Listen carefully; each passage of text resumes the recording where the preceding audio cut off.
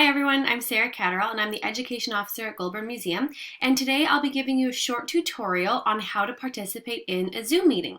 Whether you're joining us for a program, a meeting, or for our summer lecture series, if you're a first-time Zoom user, this video will include some helpful points on how to download Zoom and its different features.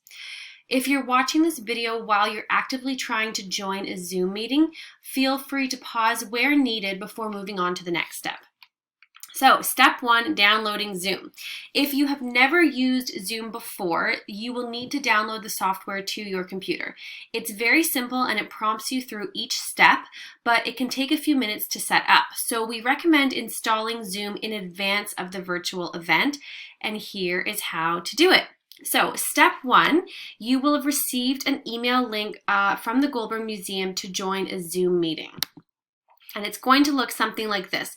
There's a whole bunch of other information, but we're just going to focus on this link. So first what we're going to do is just click on the link, and it's going to open up a window that looks just like this. If you have Zoom client installed, you can launch the meeting. And if you already have Zoom installed, a pop-up box will appear prompting you to open Zoom. Otherwise, we are going to go down here and click download and run Zoom. So already you can see that the software is down here. If you are on a PC, it should download to the same location, and you're just going to click it. And follow the prompts on your computer. It will look different depending if you're using a Mac, which I'm using, versus Windows or PC. So the instructions will look different, but the process is generally going to be the same, and it shouldn't take too long. So we'll hit continue.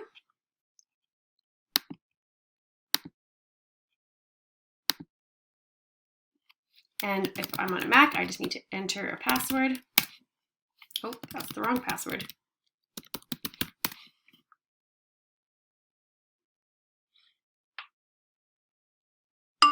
Perfect. There we go. Zoom is now installed on my computer.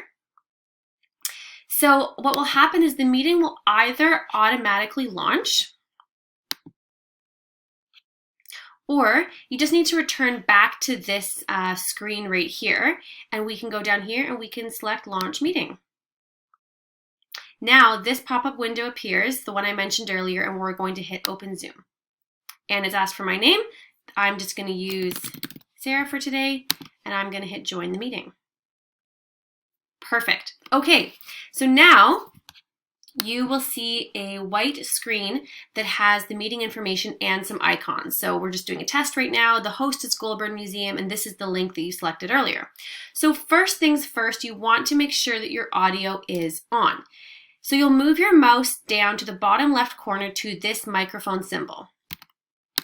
If there is a red line through it, as you can see there is now, it means that you are muted and nobody can hear you.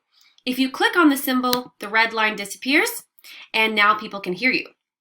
If you're just using a normal computer with speakers, when you click on this arrow, you'll see that both, right down here, you'll see we have the different microphone and speaker systems selected, but what we're going to look for here is test speaker and microphone. Yes, I heard that, which means that my speakers are working. Testing 1, 2, 3. Okay, so I got thumbs up, the microphone and the speakers look good. I could hear that ringtone, so I know the speakers are working, and then the computer told me that it could hear what I said to it. So now I know that my audio is working well. I can both hear people clearly and they'll be able to hear me. So the next thing you want to do is make sure that everyone can see you if you'd like to have the video on. So you'll take your mouse and you'll go down to this little camera icon, and it's next to the microphone one. And right now there's a red line through it, so that means that my camera's turned off. Nobody else can see me. And all you'll want to do is click that, and now you'll see two of me. There we go. Sarah in the Zoom meeting and Sarah up here. So a reminder that just because you can see other participants if you join a meeting does not mean that they can see you. So if you log in and you can see a bunch of faces, it doesn't mean that your camera is yet activated. So if that red line is there, your camera is not turned on, you might see a black box, a little black box on the screen that has your name in it. That means that you're in the meeting, but they can't see you. So you just want to make sure that your camera is going, there's no red line through this. Okay, so now you're free to listen, to speak, and to speak to and to look at the other participants. If you have background noise or you're eating, you'll want to mute yourself while someone else is speaking. When there's lots of people on a Zoom call, it can get kind of loud and distracting with background noise. So it's just good practice to mute yourself when you aren't currently speaking. The host, Goulbourn Museum, in this case, will end the meeting at the end for everybody, but if you need to leave for any reason, you just come down here and you just select leave. You'll have to go through the same steps to rejoin the meeting if you'd like to come back in later. If you want to make a comment or ask a question without having to speak, you can select this chat box right down here and type a question. Right here where it says to, depending on how many participants there are in the meeting, you can select either everyone, which is currently selected to, or you can do a drop-down menu, which will appear when there's more participants, and you can send a private message to someone. It's just important to know that the host of the meeting can see any private messages that are sent.